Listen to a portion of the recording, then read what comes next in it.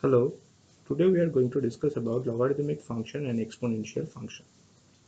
If a is a positive real number, then the function that associates every positive real number to log base ax, that is f of x is equals to log base ax, is called logarithmic function, where a is positive real number.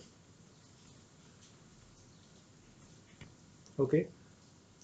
The domain of the logarithmic function is the set of all positive real numbers.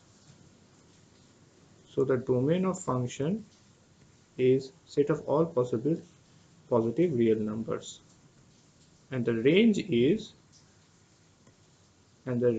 of this function is the set R. Now we try to visualize this function. So let us take two axes. This is x-axis, this is y-axis, and this is our function fx. Okay.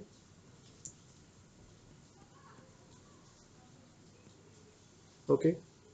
And a is greater than 1. Here a is greater than 1. Now for a in between 0 to 1, we get another form of this function like this. It is fx equals to log base ax. Here a is 0 to 1. Okay. Next, we try to understand the exponential function. Exponential function. Okay. If a is positive real number, then the function fx equals to a to the power x